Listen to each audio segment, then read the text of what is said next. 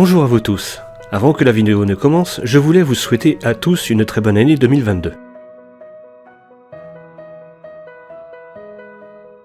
Pour cette année, j'espère pouvoir sortir une vidéo par semaine, mais je ne peux pas m'y engager formellement car je suis dépendant de la météo, de la disponibilité des personnes que je rencontre et de mon temps à moi. Je ferai de mon mieux en tout cas.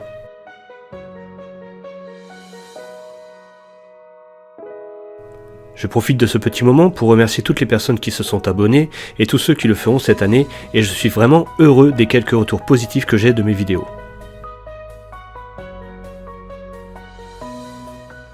Je souhaite continuer à vous faire découvrir nos beaux villages, nos beaux monuments et notre si beau patrimoine.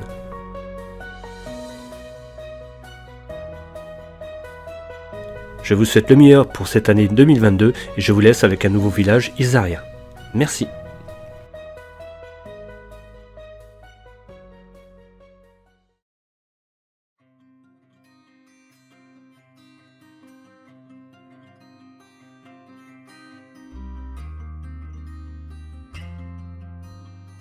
Bonjour à vous tous et bienvenue. Aujourd'hui, nous partons à la découverte de Saintines. Saintines est un village de 1097 Saintinois et Saintinoises situé sur la D123 entre Béthisy-Saint-Pierre et Verberie. Le village s'étire en longueur dans le sens est-ouest. Il a été bâti dans la plaine alluviale de l'Autonne qui constitue la limite nord du territoire communal, la plaine du Longmont en étant la limite sud. Ce village était appelé autrefois Saintinae en 1220, Sanctinae, Sanctine en 1238, Saintine SCIN, Saintines, Saint-Yves par erreur, Saint-Igne, Saint-Isle, Sainte-Aine pour enfin devenir Saintine comme nous le connaissons. L'origine de ce nom serait Sanctinae qui veut dire les saintes et viendrait des fontaines sacrées. Saintines n'a pas de hameau mais quelques lieux-dits dont 2 en dehors du village. Le Moulin Rouge est une ancienne marbrerie, aujourd'hui propriété privée, qui a été réhabilitée en logement. La ferme du Failly était une dépendance considérable du palais de Verberie. Son territoire comprenait la Borde, Trumilly, Vérines, Le Huleux, Ruilly et jusqu'à Montépillois. Elle appartenait au XIIe siècle à la maison des Bouteillers de Senlis. Louis VI dit le Gros en fit l'acquisition en 1127 pour en faire présent au prieuré de Chaly, converti en abbaye peu après.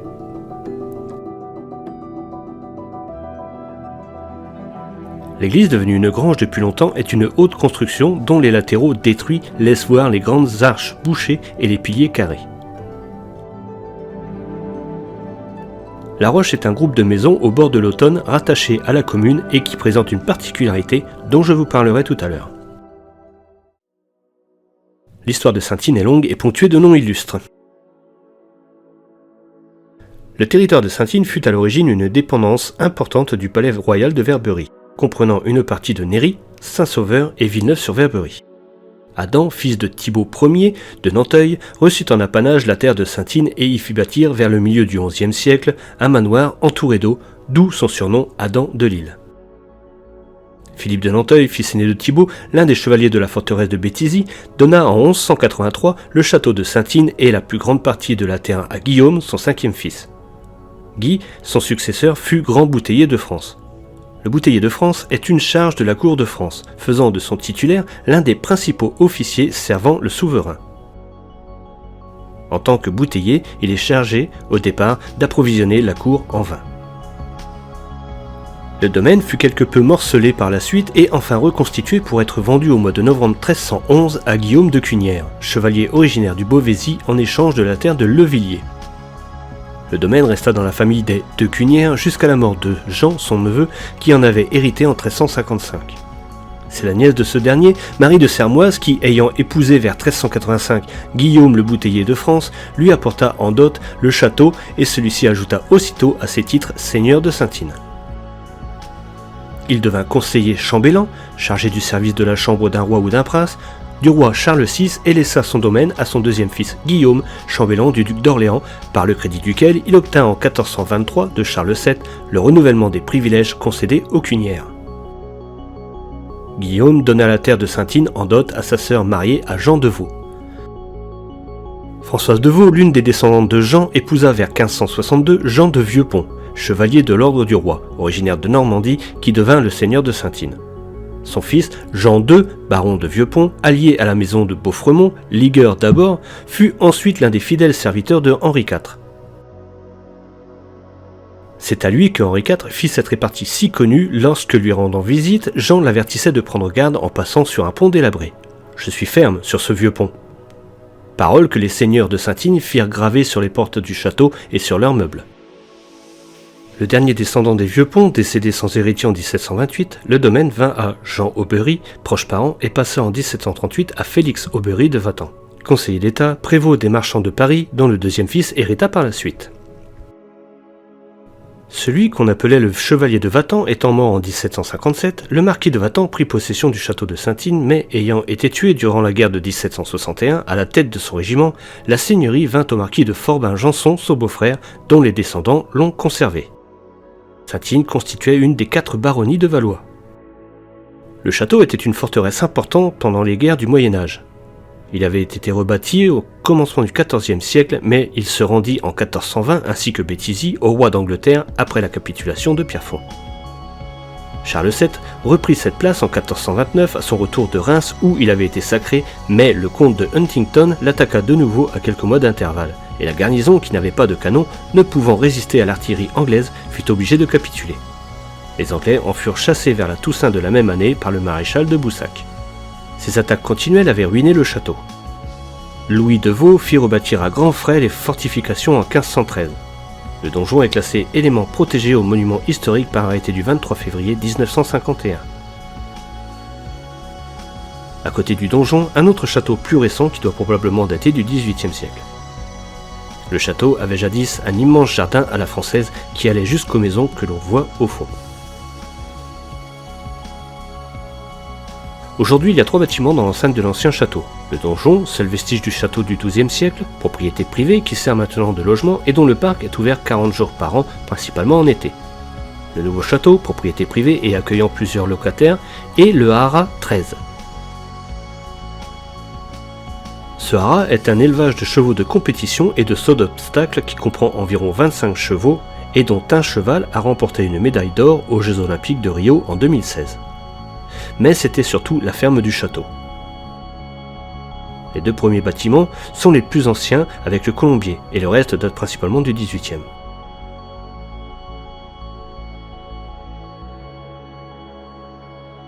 J'ai surtout été émerveillé par la découverte des magnifiques abreuvoirs qui étaient à l'origine destinés aux vaches.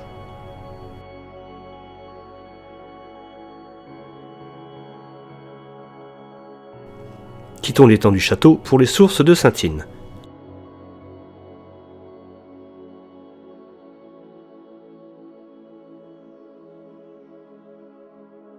Saintines était surtout connue au Moyen-Âge pour ses fontaines sacrées dédiées à Saint Jean-Baptiste, Saint-Denis, Sainte-Geneviève et Saint-Martin. Du fait des reliques attribuées à Saint Jean-Baptiste, Saintines devint le siège d'un important pèlerinage, une confrérie reconnue par le pape Clément VI accueillant les visiteurs à Saintines. L'abbé Carlier rapporte que la fontaine Saint-Jean faisait l'objet d'une dévotion particulière et que les pèlerins se baignaient dans la fontaine pour guérir, disait-on, l'épilepsie. Mais ces pratiques ont dégénéré en scandale, la baignade étant devenue payante et se faisant nue et sans distinction d'âge ni de sexe. Nicolas Sanguin, évêque de Senlis, rendit en 748 une ordonnance qui interdisait les bains dans la fontaine sous peine d'excommunication. Une autre fontaine, nommée Saint-Martin, a, dit-on, la propriété de guérir la fièvre. Son eau est légèrement ferrugineuse et, selon la tradition locale, Saint-Martin y aurait fait boire son cheval.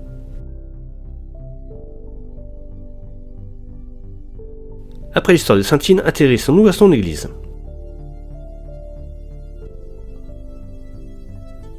L'église Saint-Denis et Saint-Jean-Baptiste est inscrite au monument historique en 1927. La première mention écrite de l'église figure dans une bulle du pape Luce III de juillet 1182. La double nef gothique flamboyant répond aux besoins d'accueil au temps de force des pèlerinages.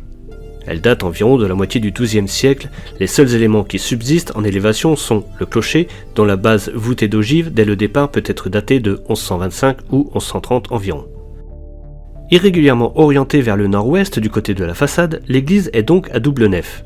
Celle au sud, près de la D123, est la plus ancienne et consacrée à Saint-Denis. Elle est recouverte par une fausse voûte en berceau et reliée à son cœur par la base du clocher voûté d'ogive dès la période romane, ce qui en fait une des plus anciennes du département. Celle du nord, dédiée à Saint Jean-Baptiste, datant environ de 1508, est elle aussi voûtée d'ogive et possède son propre chœur, plus ancien, qui était à l'origine une simple chapelle. Le clocher s'inscrit dans la longue lignée des clochers romans du Valois et son unique étage ressemble notamment à celui du Béthisy-Saint-Martin.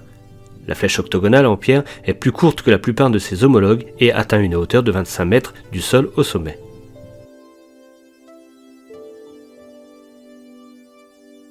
L'église compte donc deux façades, une pour chaque nef. La façade Saint-Jean-Baptiste est un peu moins large et moins élevée que l'autre. Les portes sont en anse de panier et le décor de la nef Saint-Denis est beaucoup plus riche en décoration sans dépasser le cadre habituel d'une église rurale.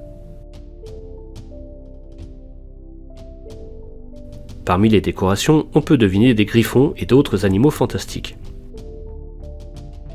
À l'intérieur, les deux nefs sont séparées par 4 grandes arcades ouvertes dans le mur nord de l'ancienne nef romane de Saint-Denis, pour y construire la nef Saint-Jean-Baptiste.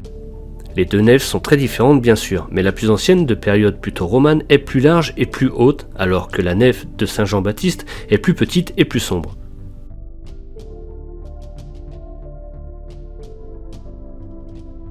Le maître-autel du chœur Saint-Denis est accompagné d'un très beau retable, alors que celui de la nef Saint-Jean est plutôt modeste. Malgré les 4 grandes fenêtres au sud qui apportent une lumière qui éclaire l'édifice, l'ensemble est assez sombre. On peut aussi remarquer qu'une des 4 fenêtres a perdu son remplage. On peut noter aussi les différences de niveau entre la nef et le chœur. Lors de ma visite, j'ai particulièrement apprécié les différentes clés de voûte de cette belle et étonnante église. En voici quelques-unes.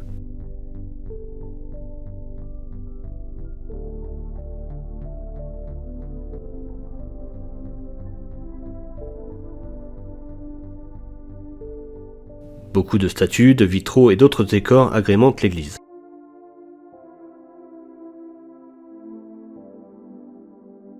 Le plus intéressant dans l'église est son mobilier. En effet, quelques éléments ou ensembles associés sont classés monuments historiques à titre objet. On note que la plupart des objets d'art sacré font référence à Saint Jean-Baptiste alors qu'aucun ne fait référence à Saint-Denis, pourtant premier patron de l'église. Ces objets, pour la plupart des statues, sont les émouvants témoins de la vénération pour le précurseur au cours des siècles passés et rappellent le prestigieux passé de l'église comme lieu de pèlerinage.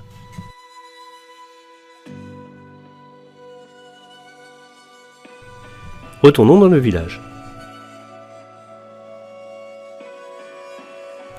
Le monument aux morts se trouve devant la mairie.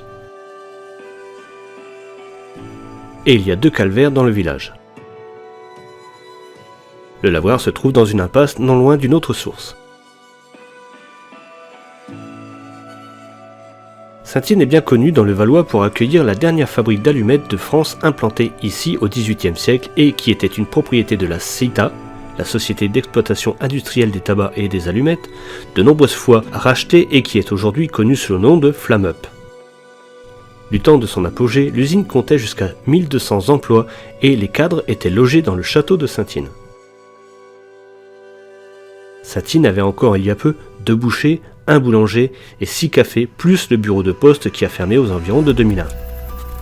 Il n'y a plus de commerce actuellement, mais une très bonne initiative de la commune qui a créé un petit bureau de poste ainsi qu'un dépôt de pain sur commande dans les locaux de la mairie. De plus, une fois par semaine, un transporteur, toujours à l'initiative de la mairie, vient chercher les aînés du village pour les emmener au supermarché le plus proche pour y faire leurs courses et je trouve cela remarquable de la part de la mairie.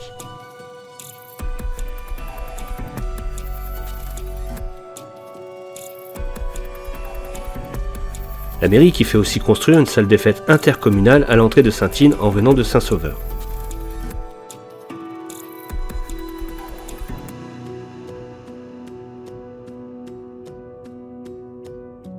On peut aussi apprécier la grande aire de jeu pour enfants, ainsi qu'un city-stade, construit en 2014, et la grande salle de sport.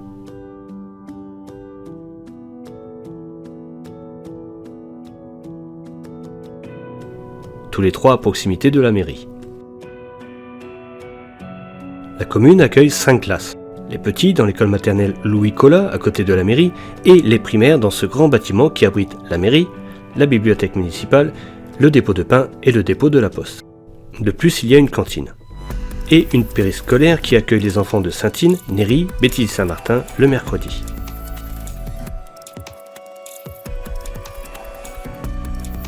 Dans le quartier de La Roche, à l'emplacement d'un ancien moulin, se trouve le très beau gîte de La Roche.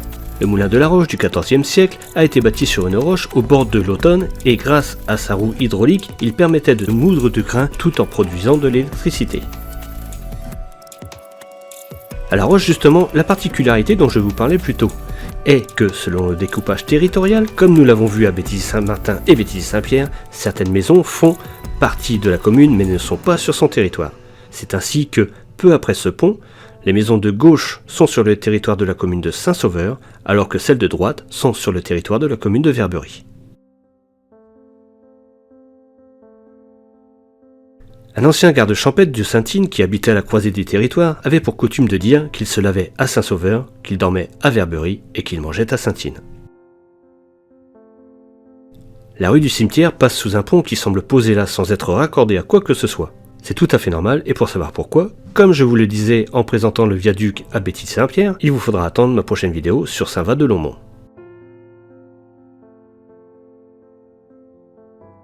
Il y a quand même à Saint-Ine la ligne SNCF Ormois-Villers-Boves qui passe, et du temps où elle y transportait encore des voyageurs, il n'y avait pas de gare, mais un point d'arrêt comme Béthilly-Saint-Martin. Pour finir, une information que j'ai apprise en préparant cette vidéo et qui m'a été transmise par monsieur le maire et à laquelle je ne m'attendais pas du tout. La fontaine Saint-Jean reçoit encore de nos jours des pèlerins venus de toute l'Europe pour s'immerger nus dans son bassin afin de guérir de l'épilepsie.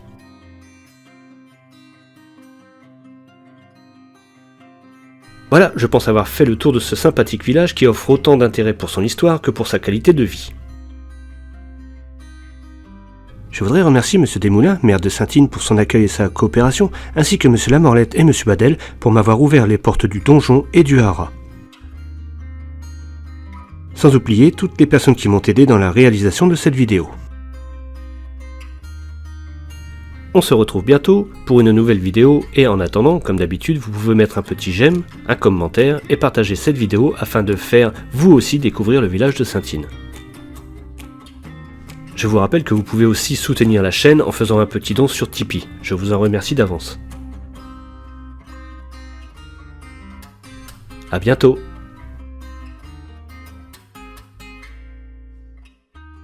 Au revoir Saint-Ine.